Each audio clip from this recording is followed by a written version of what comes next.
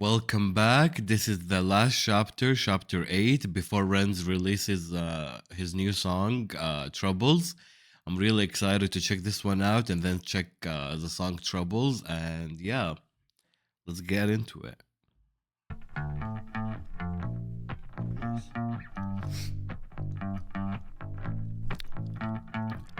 I was sat in a cafe across from a strange French man in a suit. I had to decide over a 5-minute drink if this was the man that I was going to live with for the next year of my life. A week before, I'd been sat in the same cafe with a Polish man. My friend Luke had put me in touch. Me and my girlfriend had decided to move into separate houses in hopes it would fix our crumbling relationship. The guy seemed pretty chill online, and so I'd already agreed to move in with him. This was just a little informal meet before we did. A few minutes in, I instantly regretted everything. He told me a story of how the week before he'd come home drunk, and he pissed all over his own living room and was in hysterics about it. I laughed nervously, taking a sip of water as I imagined a future of watching Netflix shows near a carpet that stank of piss. He then went on to tell me a story of how this girl that he'd liked had rejected his advances, so he'd, in his own words, grabbed her by the pussy and she slapped him. He wasn't sure if it was going to work out between them. I was certain it wasn't going to work out between them. I didn't laugh this time. I made an excuse and I left. When I got home, I messaged him, making up a lie that me and my girlfriend had patched things up and she'd be moving with me instead. I had a week to find a new roommate. I was, for all intents and purposes, a loud little bugger. I'd often spend unhealthy amounts of time making beats, so the person that I moved in with needed to be able to tolerate noise. I found this Facebook group called Brighton Bands and Musicians and I posted on it. It went something like this. Hi, I'm a noisy person and I'm looking for another noisy person to live with. Enter the Frenchman. He'd moved from France in hopes of kick-starting his music career. He was working in a restaurant and busking on the streets whenever he had time. He was, for the better part of the word, eccentric, and at first I couldn't quite place him. The bar was set extremely low by the carpet-pissing sex offender though, so the Frenchman could have probably told me he was part of an extreme terrorist organisation and I'd probably said, "Great mate, when can you move in?" The house was only meant for two, but in true cheapskate style we found a third housemate called Tom, who was probably one of the funniest people I've ever met. Tom would go on hour-long rants about how Nicolas Cage is the world's best actor. I said, put the bunny back in the box. And he makes a compelling case too. That Frenchman was Romain Caesar. We'd go on to form a band called The Big Push, and he'd become one of my closest friends. The second week we moved in together, it was his birthday, so me and Tom decided to gaffer tape about 50 baguettes and bunches of garlics to the walls and the ceilings to decorate. It was 2016 and political correctness hadn't come into full effect. He still didn't think it was very funny. My energy was only improving during this time, although progress was slow. The doctor had recommended I do a second transplant to speed things up. I returned to LA for the second time with my close friend Saran and went through the motions again. Eventually, I'd switched to their sister clinic in Frankfurt, where I entered one of the more unusual periods of my life. The UK has border regulations on certain medications and supplements. Some I shouldn't have been taking back with me. I remember fashioning a hidden compartment in my suitcase where I would smuggle IV bags full of various nutrients and immune modulating drugs over the border. I did this a few times. One drug, filgrastim, was often given to AIDS or cancer patients with low neutrophil counts. On my tests, my neutrophils were always outside of range on the lower side, so the injections would theoretically raise them. The issue was I was still broke. I don't think the doctor realised how broke. I was meant to pay for private nurse to administer the drips, but I couldn't afford it. So without telling the doctor, I taught myself how to administer an IV watching YouTube tutorial videos. First, it was very messy. I messed up a lot of veins trying to get the catheter to stay in. There was a lot of blood, but eventually I got the hang of it. I'd be sitting in the living room watching One Punch Man while an IV bag dripped slowly into my veins, and day by day I got stronger and stronger. The issue was I started noticing my food intolerances getting worse. The stem cells had improved my pain, energy, clarity of thought, but it worsened my ability to tolerate food, something I later learned was caused by MCAS or mast cell activation syndrome. Some other stories also started circulating online groups of people getting far worse after the stem cell transplant. I can't say that this didn't shake me. As more time elapsed, I learned of legal cases that were opened against the clinic for malpractice. The clinic in Beverly Hills eventually shut its doors. It was hard to know how to feel about this. The doctor had been my saving grace. He'd pulled me out of a half existence, but I could see where people's frustrations were coming from. As the clinic grew in popularity, I think its resources became stretched and its communication became worse. Nonetheless, that man will always remain the third angel in my tale, and I'll always be grateful. It's hard for me to definitively recommend stem cells. I believe it's a gamble. Some got worse, but they did actually really help me. They didn't cure me, and some of my symptoms got worse, but they allowed me to be an active member of society again. And that was huge for me. A few more months passed. My girlfriend had moved to Australia, but she was being very distant with me and rarely answering calls. She broke up with me on Christmas Day while I was visiting my mum. I took it very badly, but it was also symbolically the end of one chapter and the start of a next. Despite our difficulties, I'm still grateful for the time we shared. There's always two sides to every story, and I don't imagine it was easy being with someone who was tormented by my health problems as I was during the time. I returned back to Brighton, and then I started living. For the first time in years, really living. Me, Romain and Tom would throw parties nearly every night. I didn't drink or do drugs, but I was high on being able to participate. I felt like I was living in Brighton for the first time in my life. I was able to walk around, to take in the city, to live. I also started getting the attention of women. During my teen years, I wasn't the best looking and I was a bit awkward. During my early 20s, I was so sick I rarely went out. So this was new for me, and I threw myself in head first. I realised that I really like pretty girls, and pretty girls apparently like boys who make music. A lot of nights I'd go out by myself around Brighton and end up meeting a whole bunch of beautiful women. One night I ended up breaking into the Hilton Hotel with a girl that I just met. We managed to get onto the roof, but we were chased down the flights of stairs by security.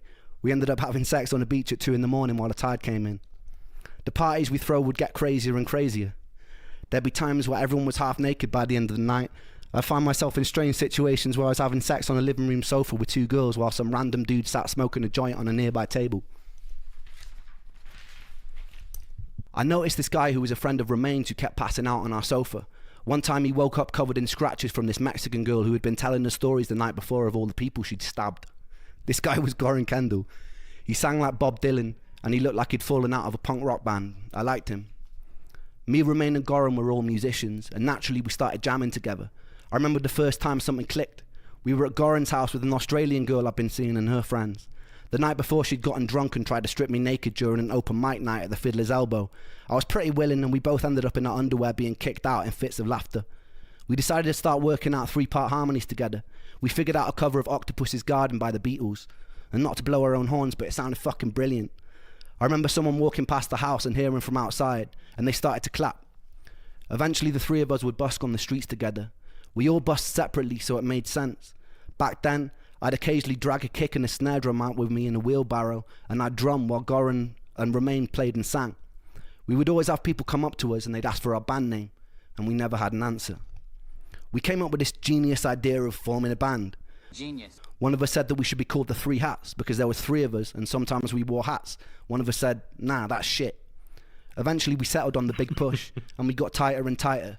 As my energy increased, I was able to do more and more. We play about 5 nights a week in various pubs and bars in Brighton for shit money. On Saturday we'd get out onto the streets and go busking. There was just one problem. I was proper shit at drumming. The universe eventually provided us with a handsome bearded Irishman and everything fell into place. I loved those boys. We were in truest sense a rock and roll band. We got banned from playing at a few venues because we'd occasionally get carried away and break a bit too many things on stage.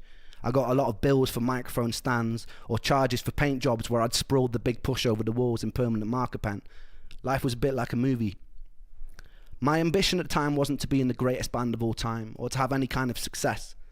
I was just so relieved to be alive and play. So every day felt like a victory. Despite this, I was still carrying a lot of symptoms with me. The pain in my legs never stopped. The buzzing in my feet never relented. My vision was still blurry. I'd still get days where I was so foggy that it was hard to communicate. One day after a gig with the big push, being overstimulated triggered a very temporary jolt back into psychosis, and I found myself lying on a table in the pub, repeating the same sentence over and over again for about 10 minutes, while surrounded by a very concerned group of onlookers. I came to, in tears, and I quickly left in embarrassment. If I didn't stick to my diet of about 5 different things, I'd be trapped in bed again, but it was okay. I was willing to hurt if it meant I could participate in life again, and I intended to live the fuck out of it. I met this beautiful Spanish girl one night after playing at a local pub, and I fell instantly in love. She had this beautiful blonde curly hair and was wearing dungarees, and I was enamoured with her from the first moment I saw her, and she didn't make it easy, which made me like her even more. I'd write her poetry, invite her to shows and attempt to be funny. She knew me as the local slut, which didn't really make things very easy, but with time she could see that I genuinely cared about her, and I did, a lot. One time we snuck into a cinema together and I proceeded to climb onto what I thought was the stage below the screen to put on a show for her as she sat alone in the aisles cheering. What I didn't know was that stage wasn't a stage, it was a 6-foot drop. I confidently put my feet on thin air and then I fell, smashing my face onto the corner of a railing on the way down, seeing a flash of white light and regaining consciousness with her rolling around in fits of laughter on the floor. She was intelligent, creative, unusual and beautiful. I carried a lot of trauma with me into that relationship. Relationships generally didn't feel safe for me. She was briefly diagnosed with BPD, which later turned out to be a misdiagnosis, and I had major trust issues from my last relationship, which had grown into commitment issues. It was a bit of a recipe for disaster, but we loved each other very intensely and very dysfunctionally until we couldn't. I wish I'd been able to surrender. It was a bit Sid and Nancy, very dramatic to say the least, and I won't get into it for her sake, but it was beautiful, and I loved her very much. It taught me a lot. I learned that the echoes of the past had shaped me into something that I struggled to be. I envied the people who could jump into relationships and feel safe or content.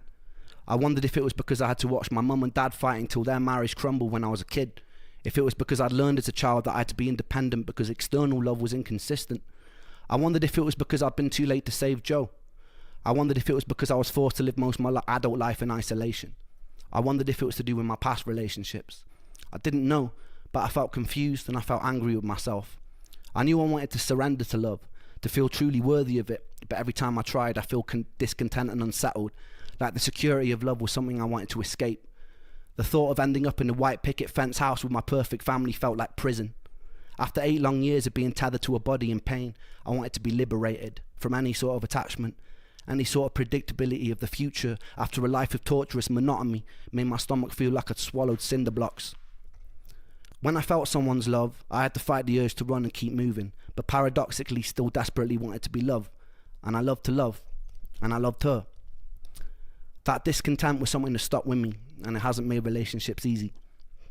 Around 2018, I'd reconnect with Sam. He was in his 20s now, so I felt far less weird about hanging out with a teenage boy. During this time, we wrote a few songs together. Blind Eyed, What Went Wrong, and Same Old Situation. All bangers, by the way. It was April, and we were shooting a video for What Went Wrong. We were using my friend Josh's car, and there was a scene where we needed a smashed up bonnet. But it went outside of the budget we had to pay for the video, so me and Sam decided to go busking to raise the money. I promise what follows is the truth. We never rehearsed Blind Eyed live before, but while we were out on the street, I turned to him and I asked if we should play it. I started playing the first chord that made sense without even thinking. It started in B minor in this kind of reggae way that was totally different to the original recording. Somehow, it was totally fucking magic. The whole street stopped. Sam was hitting notes and runs that seemed outside of the reach of a mere mortal. Luckily, Sam Perry Falvey, who films the videos, was with us, and he captured the whole thing on camera.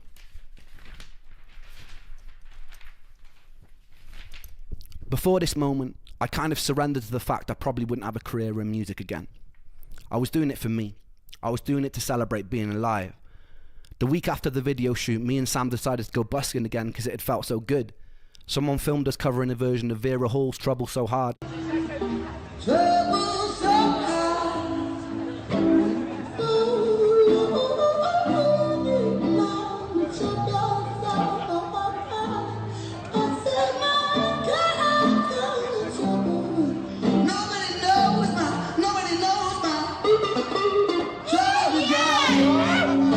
And posted it to a Mexican restaurant page on Facebook. It was the first thing that I'd done since returning to the land of the living that went viral, and it went very viral. It started being shared everywhere by millions of people. 2 weeks after that, another cover of us performing was circulating the internet. That went viral too. By the time we released the busking version of Blind Eyed, the internet went crazy. My social media following started exploding. People like Elton John were talking about us on the radio. People would fly in from all over the world just to watch us perform on the street. By the end of summer 2018, we were shutting down entire high streets because of the volume of people coming to watch us perform. There was something magic about the synergy of me and Sam that stopped people in their tracks. We were being tagged in videos from all over the world of people listening to Blind Eyed. People were listening from war zones, from rocket launch sites, from deep in jungles. It was surreal, and it was incredibly affirming.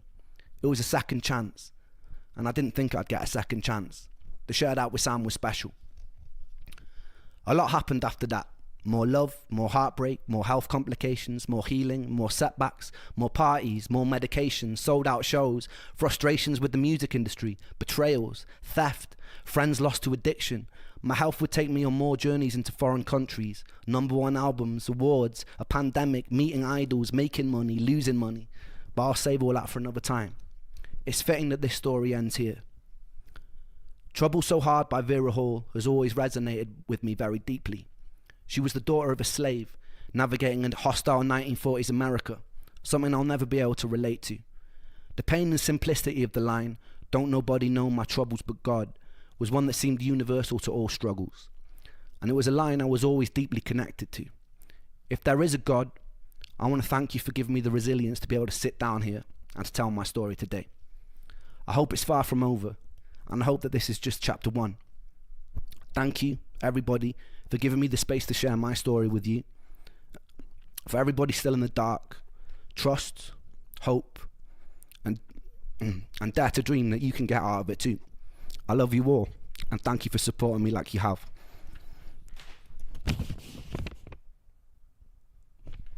Pew, pew, pew. Go through it. What an incredible journey this has been. And it's still not over yet. We still have to check out Troubles. I think it's gonna be the cherry on top. And I'm really excited to check the song out after all these chapters and this very detailed, in-depth story. It's gonna be really interesting to react to Troubles, and this is what I'm gonna be doing right now. So I'll see you on the next video, which will be the reaction to Troubles.